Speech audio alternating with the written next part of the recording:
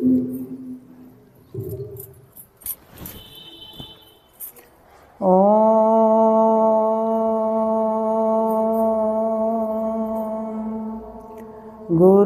ब्रह्मा गुरु विष्णु गुरुदेवो महेश्वरा गुरु साक्षात् परब्रह्म तस्मै श्री गुरुवे नमः। ओम भूर्भुवः स्वः तत्सवितुर्वरेण्यं भर्गो देवस्य धीमहि धियो यो न प्रचोदयात्। सर्वमंगलमांगल्ये शिवे सर्वार्थसाधिके शरण्ये त्र्यंबके गौरी नारायणी नमोस्तुते। गजाननं भूतगणाधिसेवितं कपितजम्बूफलचारुभक्षणम् उमासुतं शोकविनाशकारकं नमामि विघ्नेश्वर पादपंकजम्। जगज्जननी माँ जगदम्बे माता की पार्वती माता की वेद माता गायत्री की चामुंडा माता की पापनाशनी गंगे माता की ज्ञान की गंगा सरस्वती माता की वैभवदात्री महालक्ष्मी माता की नवदुर्गे माता की ओम। आज सभी हम लोग यहाँ पर जो एकत्रित हुए हैं, हमारे मन में एक भाव उठा। भाव ये उठा कि अभी क्या है कि आजकल वैसे तो जो ये टाइम चल रहा है कार्तिक पूर्णिमा के बाद का, ये क्या होता है, समाधि टाइम माना जाता है, भगवान शिव का समाधि टाइम। लेकिन अभी क्या है कि बहुत सारे कथावाचक इसमें आजकल शिव पुराण कर रहे हैं, तो कुछ बेटियों ने मेरे से पूछा कि माता जी आजकल शिव पुराण चल रही है और क्या हमें भी कर लेनी चाहिए। तो मैंने कहा कि आजकल के दिनों में हम भगवान शिव के मंत्र भी नहीं करते, क्योंकि जब परमात्मा समाधि में हैं तो समाधि में हैं तो फिर हम कैसे उनको डिस्टर्ब कर सकते हैं। हम उनको जितना मंत्र जाप करेंगे तो उन तक वो पुकार तो जाएगी। ऐसा माना जाता है कि उनके मंत्र करते हैं, उनको याद करते हैं तो जो सच्चे हृदय से पुकारेगा तो वो साथ ही होते हैं। तो अगर हमें वो ज्ञान है कि आजकल समाधि समय है परमात्मा का, तो उस हिसाब से हमें नहीं हमें शिव पुराण भी नहीं करनी चाहिए, पढ़नी चाहिए, और ना ही शिव के मंत्र जपने चाहिए। तो आजकल क्या माना जाता है कि आजकल शक्ति पीरियड माना जाता है। शक्ति पीरियड जो जैसे भगवान शिव तो समाधिस्थ हो गए, लेकिन जो माता है, माता जागृत होते हैं, तो इसलिए शक्ति पीरियड है, तो देवी माँ जागृत है। तो हमने कहा कि जब अगर करना है तो हम ऐसा कर लेते हैं कि हम भगवती कथा और भगवती माँ का महिमा और गुणगान कर लेते हैं। इसीलिए हमने आज का ये विषय रखा है और इसमें सभी बच्चे आए हैं। तो माता की महिमा वैसे तो अनंत है और कुछ टाइम में या कुछ दिनों में वो नहीं हो सकती, लेकिन फिर भी हमें जितना भी समय मिलता है वो हमें करनी चाहिए। और इन बातों को करने से और इन कथा को, और जो हमारे पुराणों में बहुत सारी ऐसी महिमा लिखी हुई है, जिसको हम पढ़ के या सुन के हम अपने जीवन में उसको धारण कर सकते हैं और उससे हम अपने जीवन को अच्छा बना सकते हैं। तो इसी में हम आज माता की महिमा गाएंगे, कहेंगे।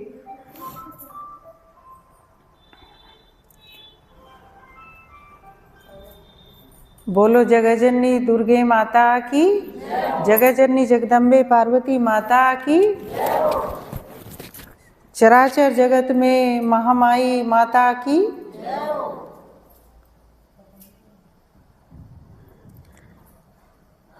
एक समय की बात है, भगवान विष्णु जी अपने शेषनाग की सैया पर सोए हुए थे, निद्रा में लीन थे। उसी समय उनके कानों के मैल से 2 दैत्य पैदा हुए, जिनका नाम मधुकैटभ था।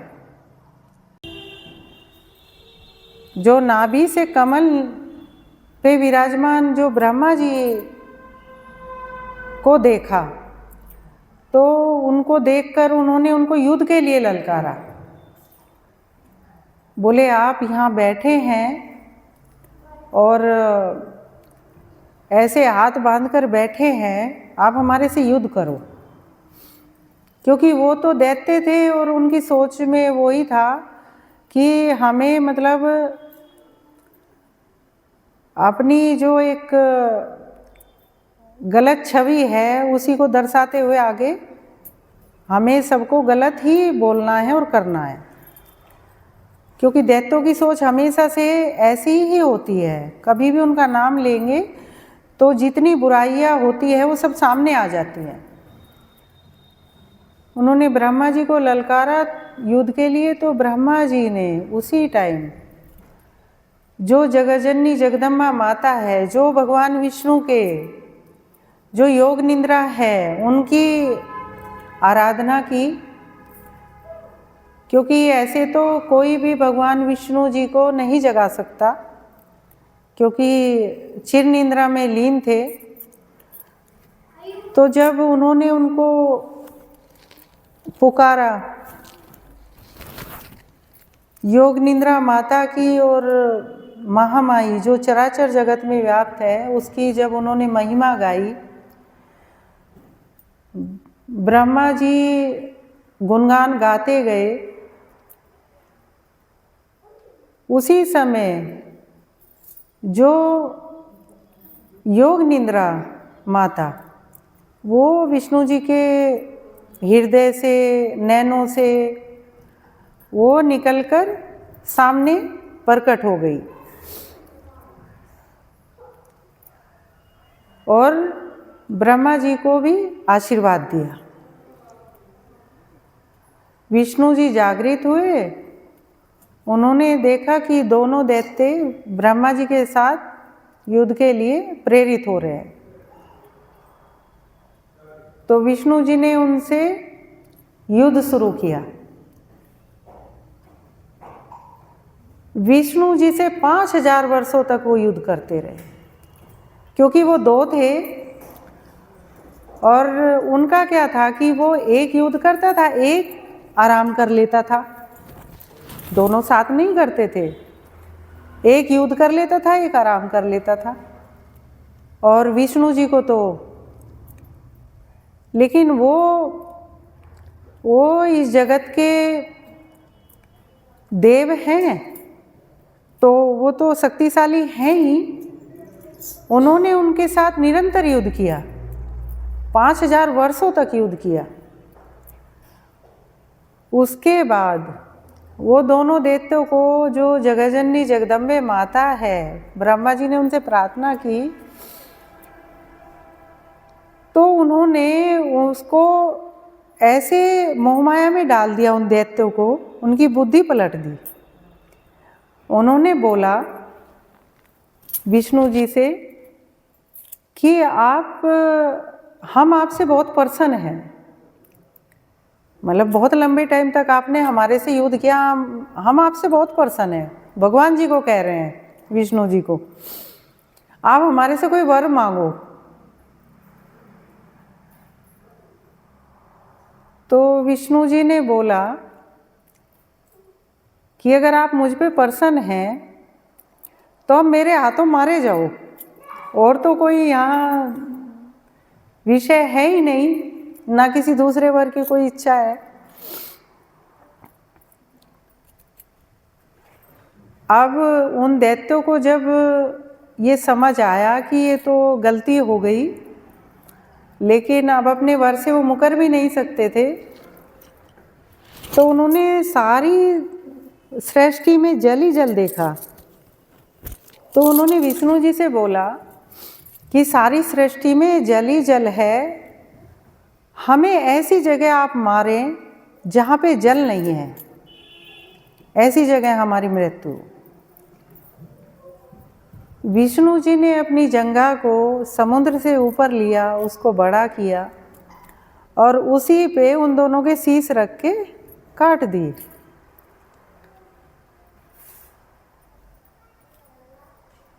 और उन दोनों दैत्यों का खात्मा हो गया।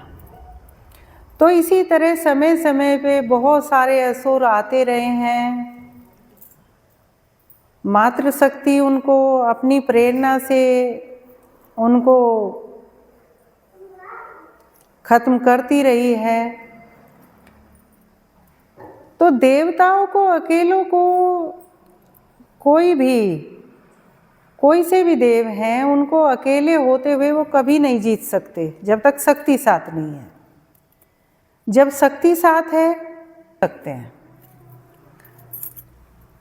इसीलिए माता की हमेशा भक्ति होती है, उनकी हमेशा पूजा होती है पूरी सृष्टि में, और माता का हमेशा हर घर में पूजन होना चाहिए और उनका गुणगान होना चाहिए। इसी तरह अगर किसी के मन में कोई इससे रिलेटेड कोई क्वेश्चन आता है तो वो पूछ सकता है, या इससे रिलेटेड या कुछ और मन में ऐसा होता है जो उनको कहीं जानने को नहीं मिलता, तो वो पूछ सकता है इस विषय में।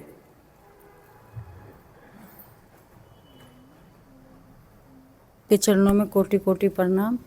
ये जो लाडू गोपाल को बाहर ये कहीं भी जाते हैं, इसे लेकर के साथ में ऑन करके। माता जी आपके चरणों में कोटि कोटि प्रणाम। हम एक क्वेश्चन पूछ रहे हैं जी, ये जो लाडू गोपाल है, ये सारे को बाजार में जहाँ भी जाते हो साथ साथ रखते हैं, क्या ये इतने वो ऐसे करते हैं, उनको बहुत बड़ा भगवान मानते हैं उनको, ये ऐसा क्या चल रहा है माता जी? लड्डू गोपाल के लिए? हाँ जी, जहाँ भी रिश्तेदारी में जाते हैं उनको साथ सुवाते हैं, उनके लड्डू गोपाल को भी साथ साथ रखते हैं।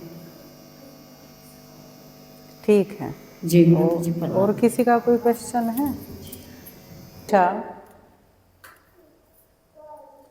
कि जो आजकल हर घर में देखने को मिलता है कि जो लड्डू गोपाल हैं उनको साथ ही सुलाते हैं, खाना खिलाते हैं, नहलाते हैं। लड्डू गोपाल नाम रख दिया गया है। वैसे तो कृष्ण जी का नाम बताते हैं लड्डू गोपाल, लेकिन जब कृष्ण जी भगवान श्री कृष्णा उनका अपना नाम अच्छा है तो उस नाम को बिगाड़ा क्यों लड्डू गोपाल करके? लड्डू तो कोई नाम नहीं होता, ऐसे तो कल इमरती भी हो जाएगा। माता को इमरती कहने लग जाओ, मतलब लड्डू का मतलब तो लड्डू है ना, वो तो भोग लगता है लड्डू का। किसी बच्चे को घर में कहिए तो चल जाता है, लेकिन एक भगवान को हम लड्डू गोपाल बोल रहे हैं। क्या भगवान जी के लिए कोई नाम नहीं थे? और सबसे बड़ी बात एक और है, लड्डू गोपाल एक बहुत छोटा सा स्वरूप है बच्चे का। ठीक है, हमारी आस्था है, हम बच्चे के रूप में भगवान को पूज रहे हैं, तो हम बच्चे को ही पूज रहे हैं, हम भगवान को नहीं पूज रहे। अब ये तुम्हें देखना है कि तुम्हें बच्चे को पूजा करके कुछ नहीं मिलेगा, क्योंकि बच्चा नहीं दे सकता तुम्हें कुछ भी। अगर तुम परमेश्वर के स्वरूप को पूजोगे तब तुम्हें मिलेगा।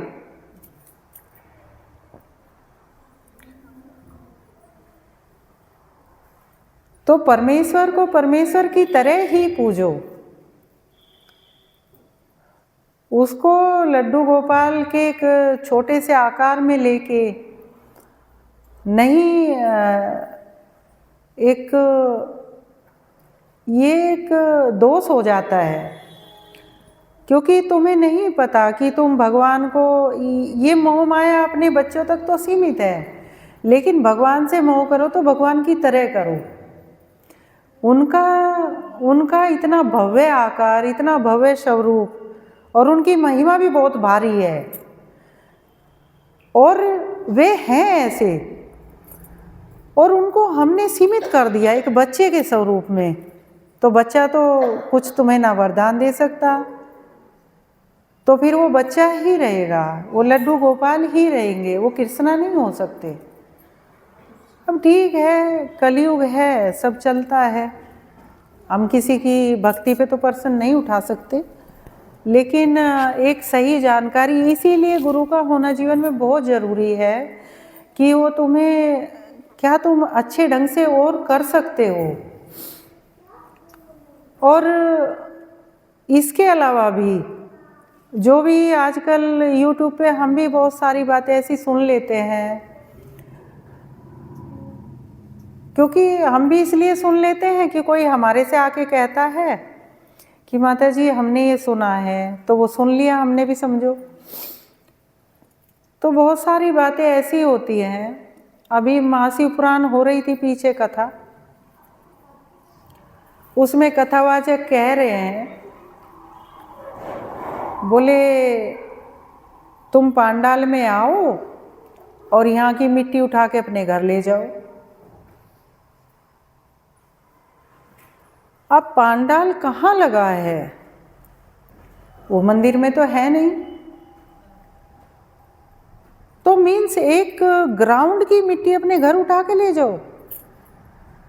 वहाँ कौन गंदगी करता है, कौन कितनी स्वच्छता वहाँ रहती है, क्या वहाँ का माहौल है, क्या वहाँ की वाइब्रेशन है, या सिर्फ बस कुछ भी बोल दो, उससे किसका भला होने वाला है?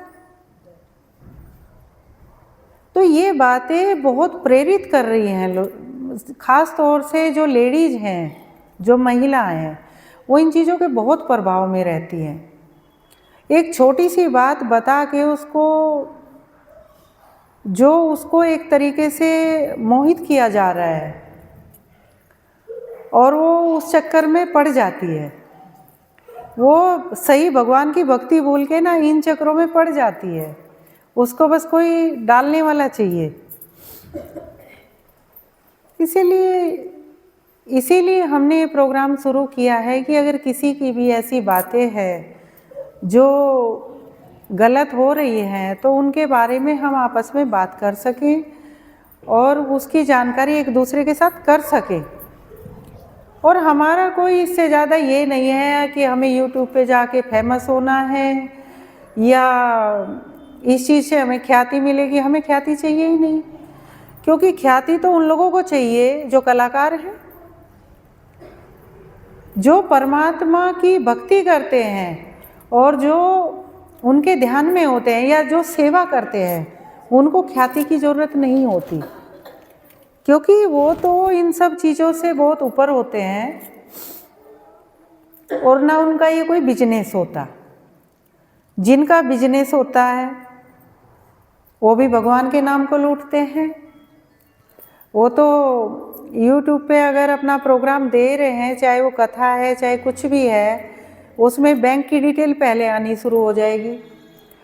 तो भगवान की कथा कहाँ हो रही है? ये तो बैंक की कथा चल रही है। और जो मोह माया है तुम तो त्याग दो और वो ग्रहण कर ले। तुम्हारे से तो छुड़वाना चाहते हैं, लेकिन जो खुद कह रहे हैं वो उसमें लिपटे पड़े हैं। तो इसका अर्थ क्या है वो तो समझ आता होगा ना, और जिन्हें नहीं आता उनको समझना चाहिए।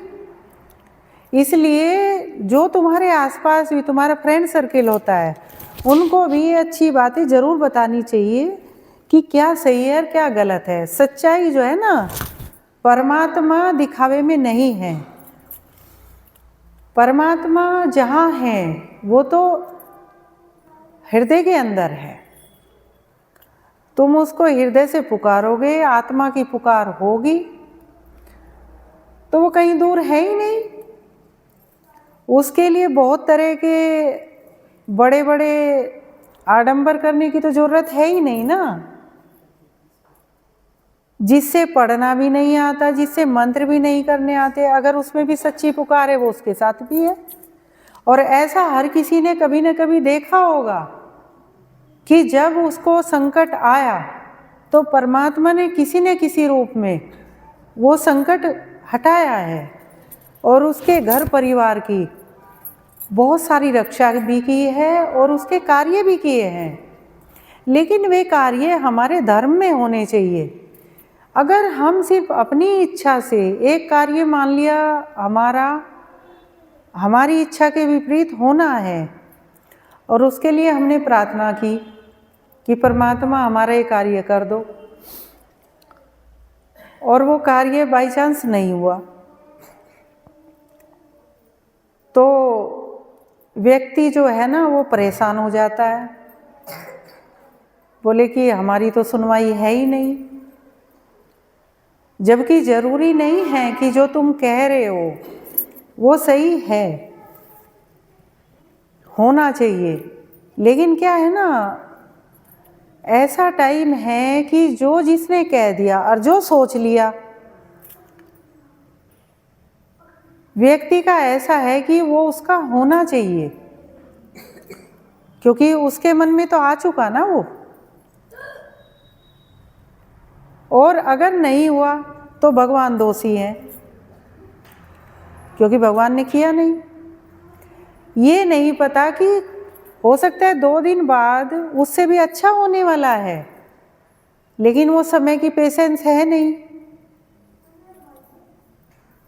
तो इसलिए अपनी वो पेशेंस भी बढ़ानी चाहिए। और प्रार्थना अगर करेंगे तो प्रार्थना में बहुत शक्ति है।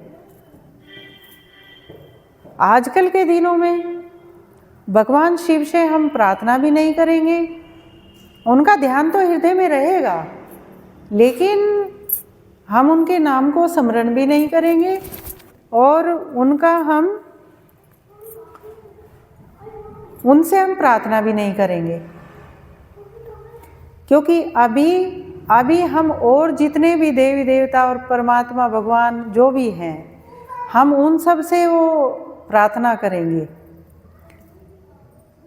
देवी माँ से करेंगे, भगवान विष्णु जी हैं, ब्रह्मा जी हैं, मंत्र जाप भी हम लोग गणेश जी का करें, विष्णु जी लक्ष्मी जी का करें, ब्रह्मा जी सरस्वती माता, गायत्री माता, वे मंत्र जाप करें।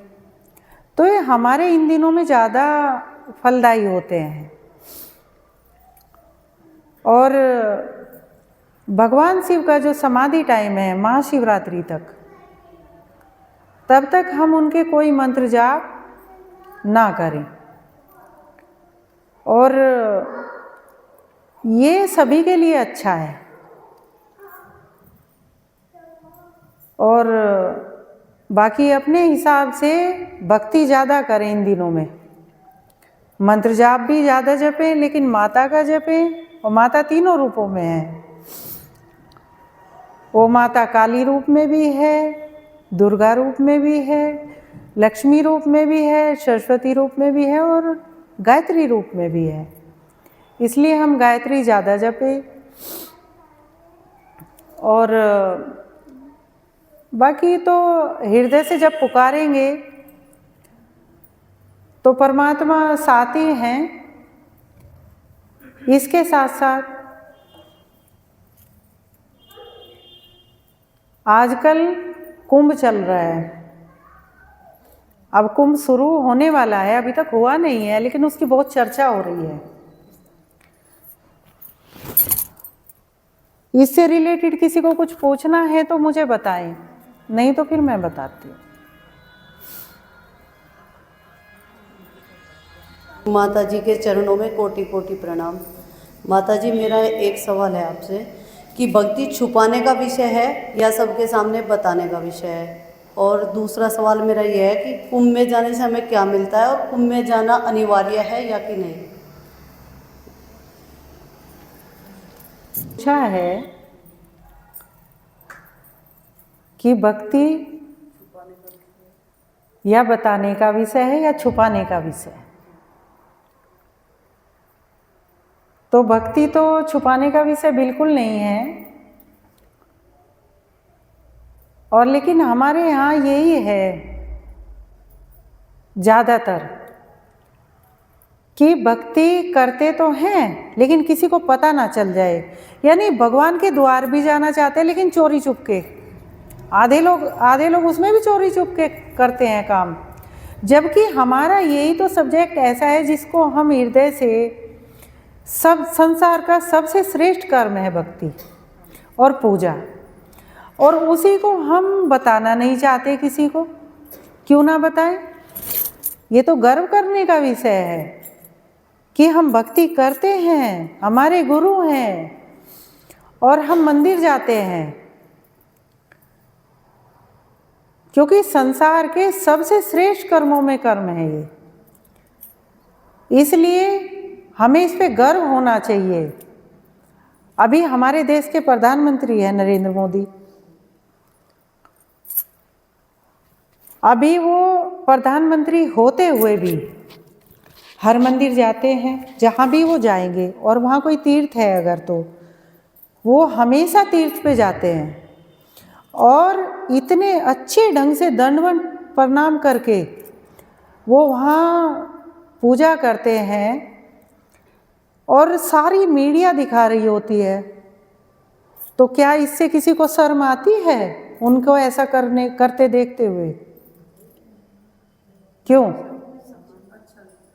सबको अच्छा लगता है ना, गर्व होता है ना कि हमारे देश का प्रधानमंत्री, वो भी कहीं अगर जा रहा है किसी भी शक्ति पीठ पे, किसी भी ज्योतिर्लिंग पे, या जहाँ भी प्राचीन तीर्थ हैं हमारे, वहाँ जाके अगर वो पूजन कर रहे हैं और कितने अच्छे ढंग से कर रहे हैं, तो देख के खुशी होती है, दिल में उमंग होती है।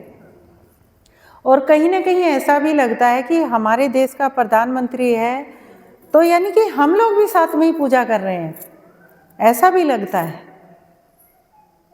क्योंकि हर भारतीय से जुड़े विषय हो गया। तो इसलिए कभी भी उस पर शर्म या ये छुपाने जैसा वर्ड्स होना ही नहीं चाहिए। भक्ति गर्व से करो, मंदिर गर्व से जाओ। आप मंत्र जाप करते हैं, हम गुरु जी की पूजा करते हैं, देखो इसमें करके देखो, फिर तुम्हें कितना अच्छा लगेगा, तुम्हारा कितना सम्मान बढ़ेगा लोगों की नज़रों में। ये हम लोग बेकार में सोचते हैं ऐसा कि वो क्या कहेगा, ये क्या कहेगा।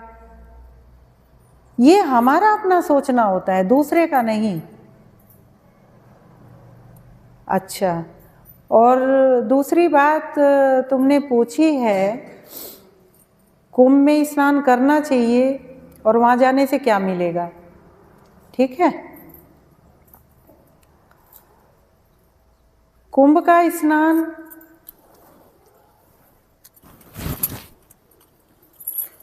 जहाँ भी कुंभ होता है वो 12 साल में एक बार होता है। और जब पुराणों के अनुसार जब समुद्र मंथन हुआ तो उस टाइम हलाहल निकला, तो परमात्मा शिव ने वो धारण किया, क्योंकि कोई भी देवता उसके लिए आगे नहीं आया। सृष्टि बचाने के लिए उन्होंने वो धारण किया। लेकिन जब अमृत निकला तो अमृत के लिए अमृत कलश जैसे ही निकला तो उसमें देवताओं और असुरों के बीच आपस में झगड़ा हो गया कि हमें भी चाहिए और हमें भी चाहिए, क्योंकि अमृत सबको चाहिए था। और जब विष निकला तो सब दौड़ लिए वहां से, कोई दिखाई नहीं दिया।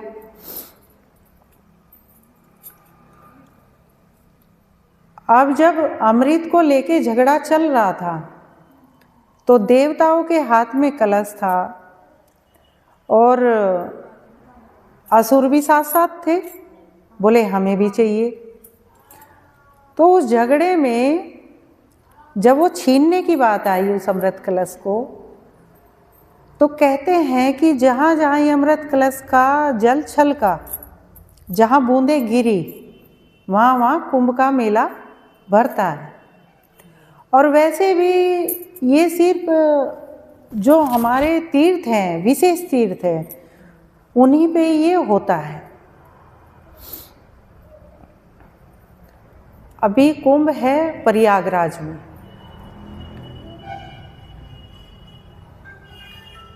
और